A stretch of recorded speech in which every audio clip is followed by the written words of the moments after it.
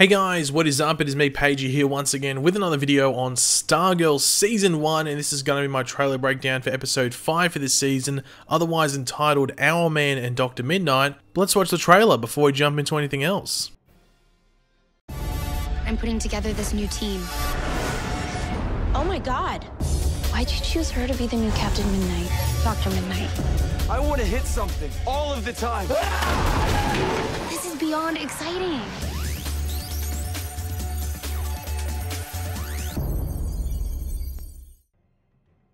So yeah, as you can tell from that trailer, stuff is about to get rolling on for this season in regards to the building of the new JSA. But of course, last episode we had our first little footsteps with it, as we saw Wildcat, that episode where we saw the backstory of Yolanda Montez, how what happened and where it led into where we picked up when Courtney first came to Blue Valley, and then we saw her transformation into the second version of Wildcat, following on from the original version, that of course being Ted Grant.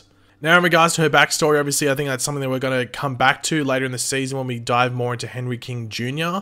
and might get his perspective of things. So they sort of leave that a bit open-ended in regards to what was happening with him. I think a lot of people not 100% sure what was going on with him, and I think we're going to get that closed off in a later episode, and I think that's why they left it open, because we'll get his perspective later on, and even maybe the perspective of Cindy in a later episode as well, but that's for us to wait and find out, I guess. But obviously the cliffhanger, or just the end of the episode, was Pat returning to the scrapyard we'd seen him in earlier in the episode, where he actually finds the black cat, or just the cat, of William Zarek and Denise Zarek, or William Zarek being the wizard who was killed in episode 3, and then he finds Denise Zarek's car, which he had worked on earlier in the episode, and it's been destroyed. Looks like it's been in water potentially. Looks like it had like some greenery on it. It's just been smashed up, and of course Denise isn't in there, and some of her belongings weren't in there either. So something's happened, and the mystery with the Blue Valley and the Injustice Society continues, and Pat's on the case. But before we jump into the breakdown of this trailer, we will quickly go over the synopsis or description for the episode, as it does give us more context as to what's happening. But of course, throughout the video, it would be awesome if you could let me know your various opinions, thoughts, theories, and just what you're looking forward to the most from this episode in the comment section down below.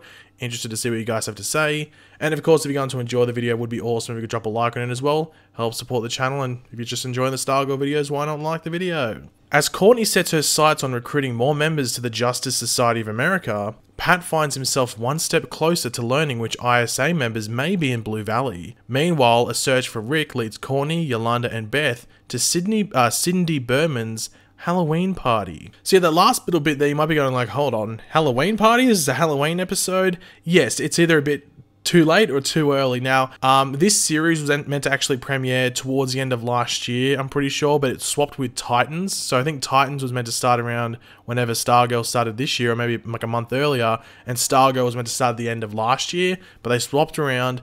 So this episode was probably going to be lining up with Halloween roughly last year, rather than airing in June of 2020. But then again, it's scary times at the moment, so maybe it's sort of fitting that it's airing now. Now, we do start the trailer off by seeing Courtney in Pat's, lovely red car, holding the hourglass of Rex Tyler, aka Hourman. Now, of course, Courtney stole this from the JSA headquarters at the end of episode 3. And it might seem a bit strange that she is with it in Pat's car at this certain point, but we'll come back to this later in the video because it's sort of explained, or potentially explained in some other stuff, which we'll go over later. However, as we can see, it is not only glowing, so it's glowing a bit, which means it's probably active, but the quote-unquote sand, if you want to call it, as that would normally be what's in an hourglass, is actually at the top. The other times we have seen the hourglass, the sand has been towards the bottom, which was at the end of episode 3 and also the beginning of episode 4 on Courtney's bed. So whenever it's at the top, that would mean the countdown is on, because the stuff's going to be pouring down to the bottom, and then when it finishes pouring, that's the hour over. So I don't know if Courtney accidentally activated it or someone else did. Now, it seems they are changing Hourman up a tiny bit for the show. They're pretty much changing every character up a tiny bit. It's like a reimagination of all the characters, not in major ways, but just in certain aspects to fit the show a bit. So in regards to Hourman, I think they're doing it for the better. As I have said in previous videos when I brought up the character, it seems like they're just going to have the character have a connection to the hourglass, and that'll give the person who uses it the abilities for 1 hour, rather than having them take a drug known as Miraclo or Miraclo, like we see in the comics. It's important to remember we are dealing with teenage heroes on the show. I think one of them taking drugs whenever they have to fight or use powers probably isn't the best message to be sending out there, but they could refer to the substance that's actually like inside of the hourglass, so the, quote-unquote sand as Miraclo, which I think works well enough. I would be surprised if anyone got their undies in a twist over that. If you do, then okay. But as the title of the episode says, it's Hourman and Dr. Mid-Nite, and as we saw last episode towards the end, Beth Chapel saw Yolanda and Courtney as their heroic identities leaving the hospital, and more specifically Henry King Sr., aka Brainwave's room. Now Beth might recognize that it was Dr. King's room they were leaving, but if not, that isn't too big of a deal, as we know that she heard Stargirl call Wildcat Yolanda, so she knows that Yolanda is Wildcat, and it shouldn't take her, I guess, too long to put together that Courtney was the other hero there, if Yolanda and Courtney are like all of a sudden hanging out in high school together. I mean, Beth's pretty smart and switched on, she should be able to pick up on it fairly quickly. Now we get to see Beth Chapel get her goggles, which in the comics allow her to actually see in the daylight, as in the comics her eyesight was altered by chemicals blinding her. But she in turn gets this infrared vision, which we see in the trailer, but we also see like a scroll wheel of sorts, or a selection wheel, almost like we're playing an RPG or something, like hello Skyrim, we're coming into Stargirl for some reason. But we see it also has night vision, x-ray, optical, which I'm guessing is just normal vision, so if you go there and just looks normal, I guess. Am I wrong there? I don't know. Hologram, which we will come back to in a moment, it's an important part of this trailer, and I think it's going to be an important part of the episode as well. There's a lie detector, which will come in handy. Weather, handy, I guess. And finally, the most handy of them all, Twitter. It's always good to have Twitter with you. Never know when you'll have to tweet out your superhero activities or a bit of a selfie. Who knows? But back to that hologram portion of that scroll selection wheel sort of thing, we actually do see holograms shoot out from the goggles in the trailer, and I am not 100% clear what the first thing is that we see. It sort of looks like maybe like a building or statue of sorts. Maybe it's the JSA HQ from the first episode, or there is the chance it's maybe like a sculpt of something, like a suit or something along those lines. It is pretty hard to see what exactly it is. However, the next hologram that we see or get a glimpse of is pretty interesting, and I think is a big part of this episode. And we can only see this hologram in the like reflection of Beth's goggles, and I'm hoping you guys can see it. I'll try and make it as clear as possible. But what it looks like is that it's Solomon Grundy punching down on a car, and it isn't Pat's car from the first episode, because that was like flying away and he just grabbed up and sort of grabbed it a bit, or jumped up and grabbed it a bit. It's someone else. But who could it be? Is it maybe Rex Tyler and his wife? As we know, Rex Tyler, aka Hourman, survived that night at the JSA HQ and lived on for a bit, and then died in like a mysterious car crash. Is this that mysterious car crash? Or is it potentially Denise Zarek from last episode? I was saying in my review that it looked maybe like, not Swamp Thing, I guess it's similar, but Solomon Grundy had smashed into the car or something like that. If I had to make a guess, I would say Rex Tyler, which makes a lot of sense considering this episode. And it also looks like a bit of a smaller car. It doesn't look like the size of Denise Zarek's car from episode 4. So I'm going to say it's Rex Tyler. And this just lines up from what we've heard before. I want to hit something all of the time. Now this is said by Rick Tyler, who will be our Hourman on the show, obviously the son of Rex Tyler, the original Hourman. Now I think why we will see like Dr. Mid-Nite rise up in the episode, it will be Hourman or Rick Tyler that provides the emotional story to becoming a hero, like we saw with Yolanda in episode 4. Now Beth has a pretty good life outside of the fact that she is struggling to make friends, but Rick and Yolanda will be the ones dealing with hardships, and it seems Rick will be the one taking the cake, I guess, in regards to who has the hardest life at the moment outside of our new JSA, or within our new JSA, might I say. Now we do see him with the hourglass around his neck, which we can then see has connected with him as he does like punch the hell out of this truck. It wouldn't surprise me if this truck belongs to someone who Rick really wants to punch in the head. But I am excited to see more of Rick and Beth, like we saw in episode 4 with Yolanda, and just what's going on with them as characters outside of being heroes. Now in regards to Rick's powers as Hourman, it will be interesting to see whether they just give him the basic Hourman powers, which is that for 1 hour per day, whenever he chooses to activate it, he gets like enhanced strength, agility, durability, all those different things.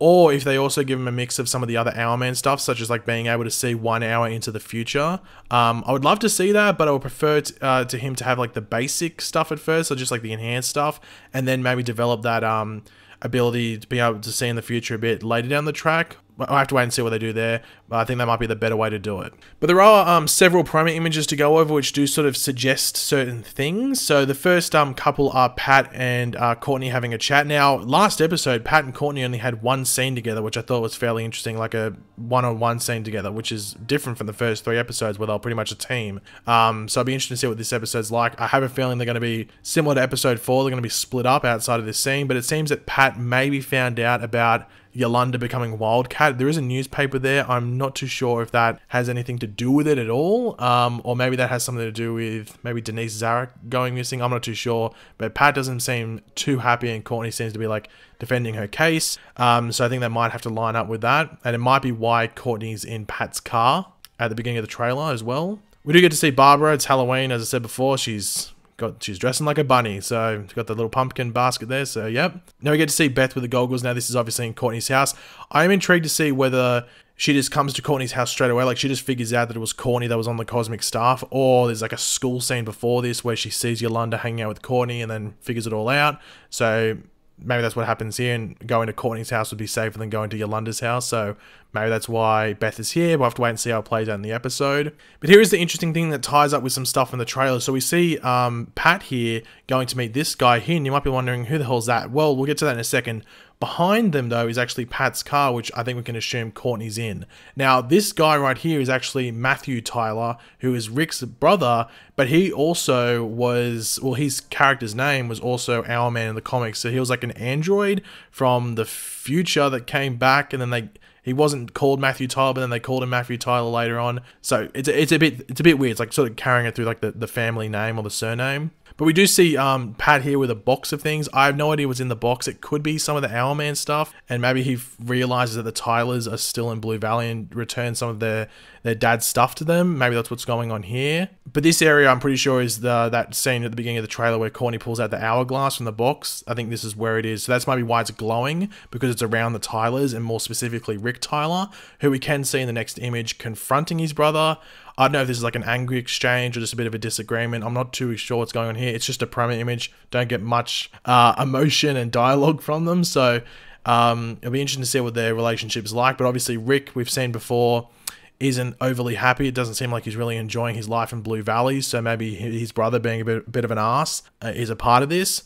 Hopefully they don't go down I wonder if they go down the cliche route where his brother will die. I know, I have to wait and see. Maybe he saves his brother. I know, I have to wait and see. But I'm excited to see Rick just become Hourman, because I love Hourman as a character, and I think Cameron Gelman, I think is how you pronounce his name, is a pretty good casting from what we've seen, even though it's been very, very limited. But thanks for watching, guys. Hopefully you enjoyed the video. If you did, it'd be awesome if you could drop a like on it to show your support. Let me know in the comments section down below your various opinions while we went over in regards to the trailer and the promo images. Let me know your thoughts, theories, all of that down there in the comments. And of course, if you are new to the channel, make sure to subscribe. And yeah, I'll catch you guys later. Goodbye.